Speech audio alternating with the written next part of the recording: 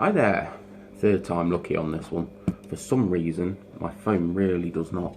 It seems to be fine 1 minute and then it cuts out the next. So I am going to try this a slightly different way. Right, I'm going to give you a quick tutorial on how I do my wood rings. I found loads of different ways on the internet and I've tried to mishmash those ways to best suit me. I'll go through a couple of the tools that I use, different things. I've got standard ring sizes for measuring people's fingers. I've got a ring sizing mandrel.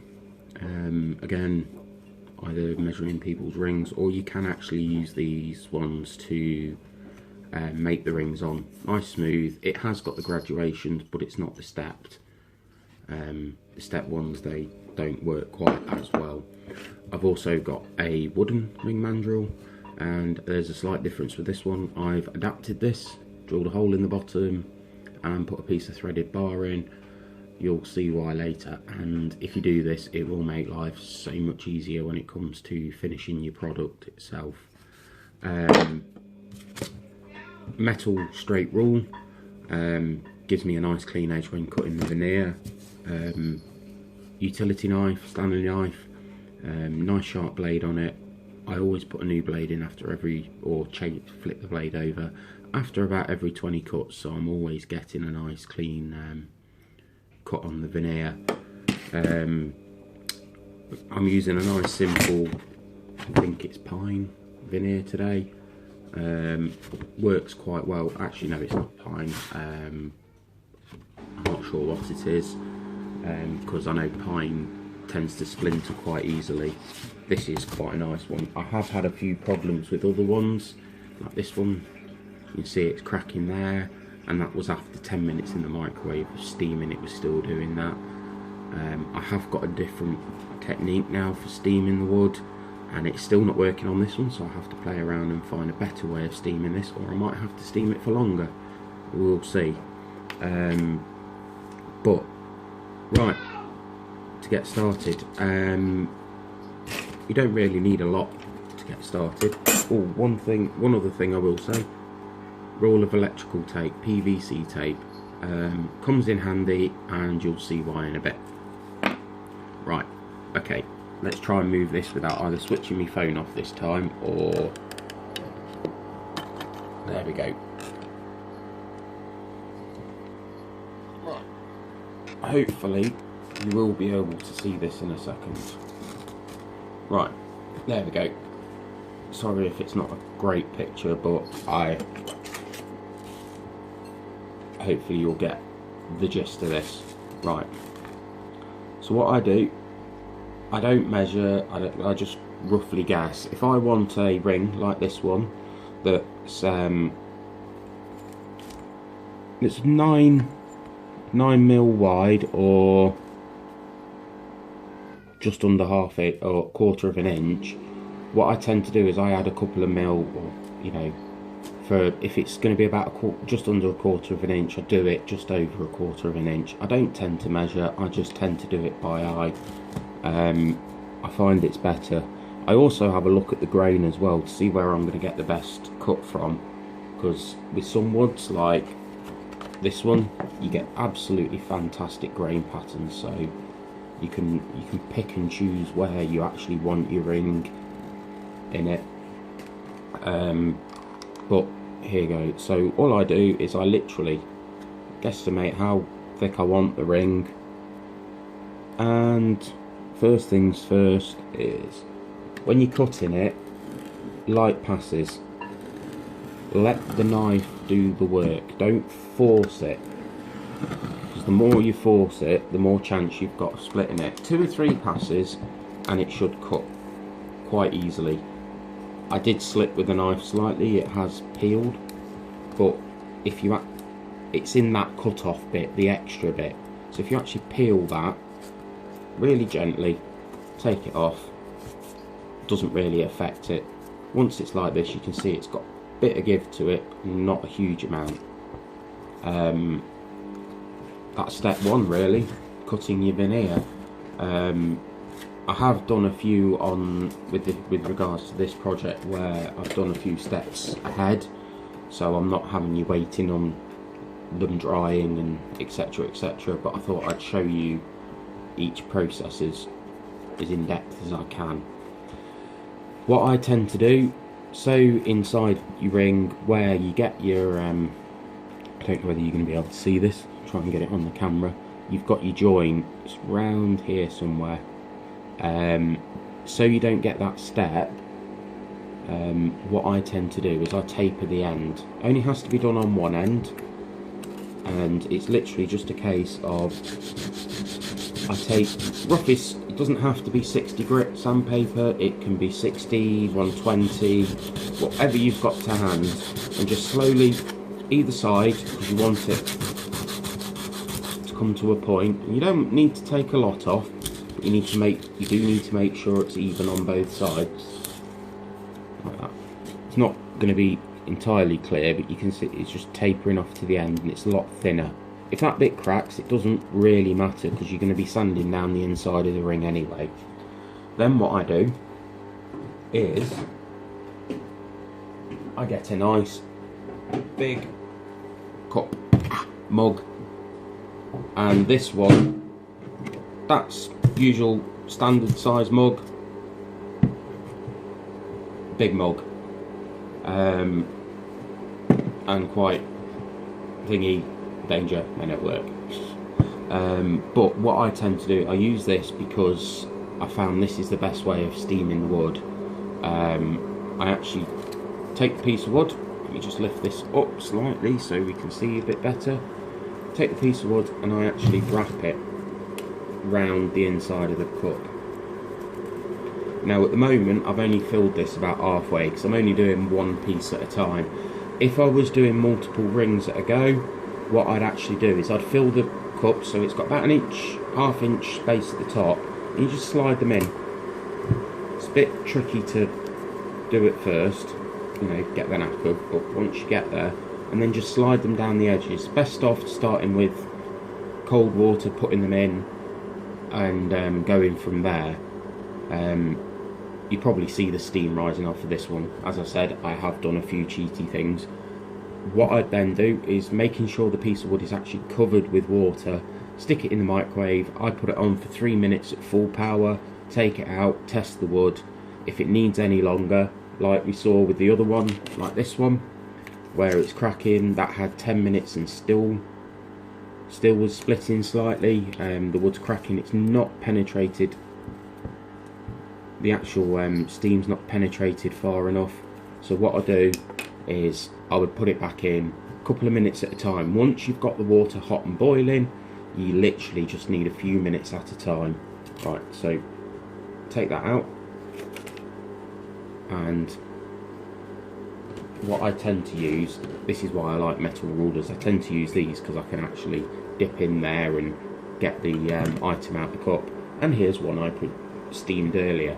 Now this has been sat for about 10 or 15 minutes in the hot water as well, so this is going to be extremely pliable. I've done it where with these ones, where I've had it out the microwave for literally 30 seconds, a minute, and I'm rolling it. The wood just move that out of the way. The wood in this will go cold and start stiffening up quite quickly, but as long as it's wet and it has been steamed, you've got a good sort of 10-15 minutes working time. Now you can use a ring mandrel, and you find your size, and I always go down a size. So if the person's a size 19 ring, say on this mandrel, I would go up and make the ring an 18, because then we stand out the middle to the right size. The only problem I found with mandrels is you tend to get a cone-shaped ring, because when you're wrapping it, it either doesn't lay right, you end up fiddly, you're slipping all the time. So I've found a better way, and I tend to use, it's literally a piece of dowel with some electrical tape wrapped around it, and all I do is I wrap it round until it's like, that's my partner's ring size, that's one of my ring sizes. for practicing, and I just wrap it round to the point where it's slightly smaller than the ring size, so it's going to be a tighter fit, so I can actually sand it out and make it nice and smooth in there. You don't want it automatically the ring size, because then if you do your finishing, the ring's then going to be loose. See what I mean about nice and pliable still. And then what we do is we literally just start wrapping. So I place it on, place it round, and I am going to drop this camera down again, hopefully without too much issue, because what I tend to do is I like to have it on a nice flat surface, and I bring it round and I tuck it in. Now, because we're not gluing it straight away, it's not a huge issue if it doesn't lay flat to each other, you know, or align perfectly at this point, because we are going to go back and glue it later. Now, I have done rings in this technique where I automatically glue them. I glue them as I'm rolling them, even when they're wet. Works really well, like with this one, nice strong ring. I glued it while it was wet, and I left it then for 24 hours to dry. Other ones, like this one, I actually glued that while it was dry. Doesn't really make that much difference, I find. It's more personal preference. How patient are you? If you let it dry when it's not glued, I find it actually dries quicker, because the air can, the water can escape out of it better than if it was glued. So what I tend to do is get it to that point. You can either use a hair bobble, elastic band, or this is why I said electrical tape, and I literally just wrap it round. The reason I use the electrical tape is it peels off easier. You got to be careful when you get to the end bit, where the end of your veneer is, but it doesn't start stripping off bits of wood, so you don't end up with these little flimsy pieces or it peeling around the edges.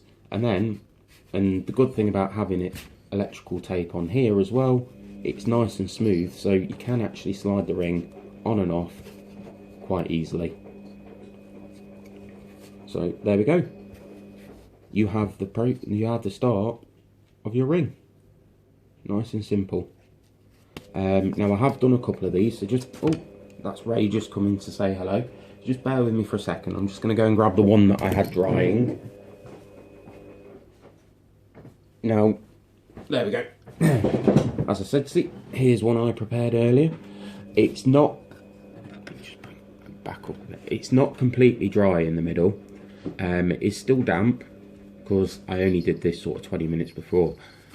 If you're leaving them on the radiator like this, 2-3 hours on the radiator, let them dry thoroughly, then you can glue them, or you can glue them as you roll them. I would suggest always using a bit of electrical tape just to hold it together. Let the glue dry fully before you start working it, because otherwise you end up with very flimsy rings. I don't think I've actually got one here that's too flimsy, but once it's dry it will be solid. I mean, my nephew didn't actually believe me last night when I was talking to him about this, that wasn't a solid piece of wood that I've carved. That was actually made from veneer.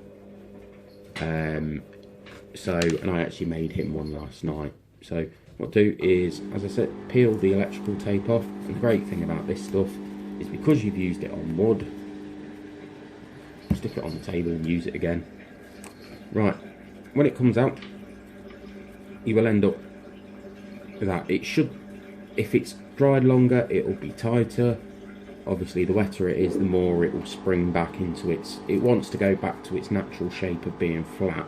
Well, the shape it's known since you've bent, up until the point you've bent it, basically. You've wound it around the ring. Now this is the kind of the fun part. This is where you end up with glue all over your fingers. And what I use is, I actually use Gorilla Glue. You can use any type of super glue. I prefer the runnier stuff, but then again, don't go for the gel, because the gel is a pain to work with. You just end up sticking to everything. You can't spread it properly. So I've made a sort of compromise. I've gone halfway between the two. This is quite thick, but it works quite well, and it does give you a nice strong bond. I've also, when money's not been quite as available, they're really cheap. We've got, in our pound shops, we can get 4 of these little bottles in a pack for £1. It's really liquidy. I tend to use that more for finishing, doing my finish coat on it, than that stuff, because this stuff goes on better. But let's get to the gluing part. Right, when gluing, there's a few different ways to do it, but most people say let the wood dry, some say it doesn't really matter, others you wrap it round, and there is a few people that I've seen online that have got them like this. They use elastic bands rather than the electrical tape, which makes it easier for their process, but what they do is they leave it on the mandrel, a little bit of greaseproof paper behind it, and they just literally, they spot the glue around and let it soak in. That's why they use the thinner ones. I don't like that, because I find, yes, it does penetrate, say, a third in either side, but then you've got the middle that hasn't, and I found a lot of my rings that I was using that technique for, the inners were coming away and they were splitting. So what I tend to do now is I just glue the whole thing, and you'll see that when I do this. So let me tilt this camera back down a bit. I have actually got 2 of these little sticks that I use. I've got a thicker one as well, for doing the larger rings. That's a 12mm dowel, and this one, no, that's the 12 and that's the 18, sorry, but it doesn't really matter. I'm just going to go ahead and do it. Oh, that reminds me, where have I put it? Baking paper, greaseproof paper. I just literally tear or cut a piece off. And this is quite important to do, because the glue will stick the wood to the electrical tape. Just wrap it round like so, and it gives you a nice surface to work from. This is where it gets a little bit fiddly, so, but once you've done it a few times, you will get the knack of it. Now what I tend to do is I bring it round like so and get it in, get it tucked in, almost so it's, yeah, like that. I don't know whether you can see, so it's tucked in like so. Doesn't matter if the very tips of those tapered ends is not going to is not glued, because when you come to sand it, you'll end up sanding it down to where it is glued anyway. So, and then all I do is, if I can get the glue to come out, here's a smidge of glue, and what I tend to do is put a very thin line in the middle and work up about 1 inch to 2 inches in front of me. So what we do, tuck that back in. Now be prepared to get super glue on your hands, because it does happen. And then I just roll it nice and tight, and as I'm rolling it, it's not just pushing the glue out sideways, it's pushing it out in front of it. So that 1 inch to 2 inches of glue that I've put on there will actually will spread a lot further. I'll probably get an extra ½ inch to 1 inch from it. That's me coming to the end of where I put the glue, and I've got this one, I'll probably go, yeah, an extra quarter of a turn, and then it is literally, just put that on there so you can see it, it's just a case of repeating that again. Now you'll probably try this at home and go, oh, I didn't find that too easy to do, or I didn't find that one too useful. So you'll find your own ways of doing this. What works best for you. I've seen videos where people get a little plastic spatula or a little plastic brush. You can get super glue bottles that come with a brush and they brush it on. I find it soaks in too quickly. At least this way that you're using the pressure to actually push the glue into the fibres, and it bonds it better, I find. And you get a nice sturdy tight finish on the ring. Just put the lid back on, right, because I have got my my little kitten, my 8-month-old kitten, sat watching me at the moment, so there we go. Now hopefully, if I've done that right, I should be able to go all the way to the end without needing any extra glue. Yep, see that? I've literally just rolled it and rolled it and rolled it. That gets you a nice tight, and then just keep, okay, this is where you might stick to the ring a little bit, but just keep rolling it.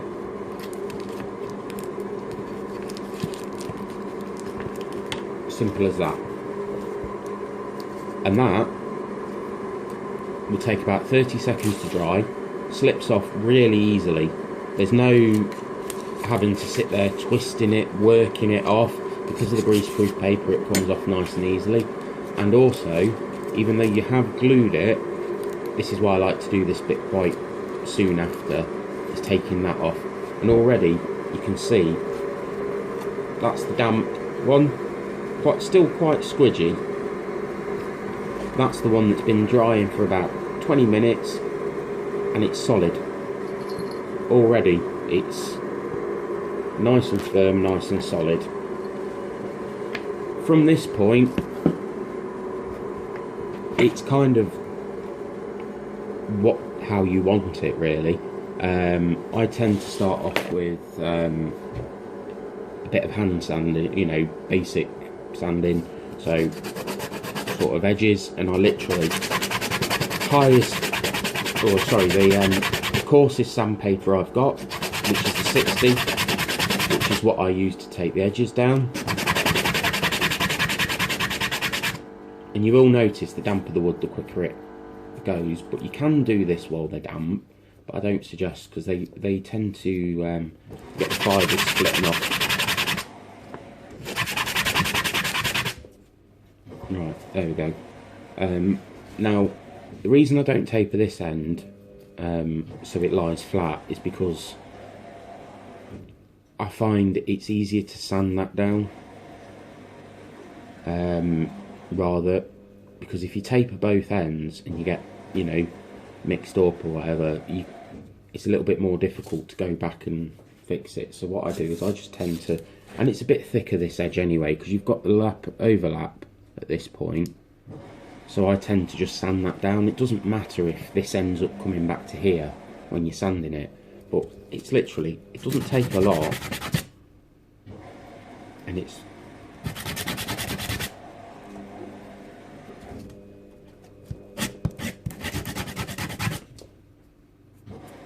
see, it's already starting to meld into the ring,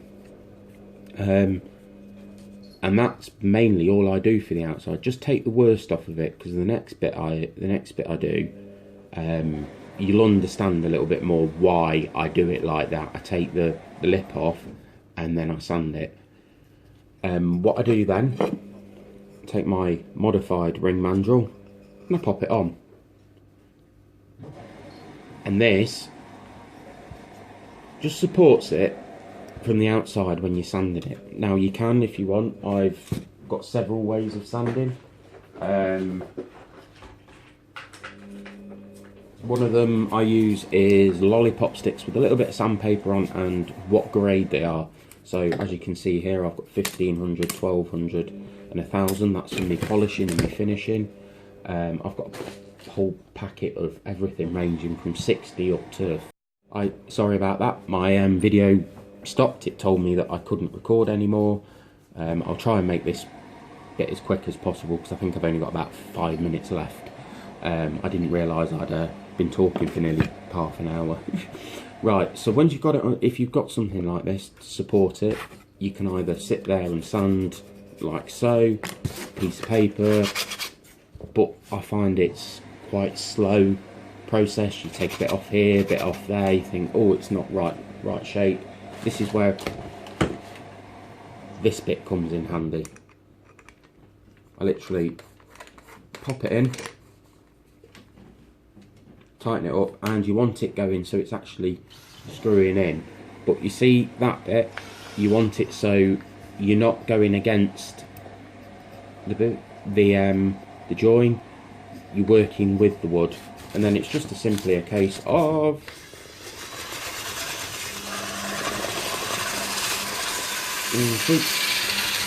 laying it on and sanding it down. Already it's starting to smooth out. Obviously that's the nice rough paper. If I go to something a little bit finer,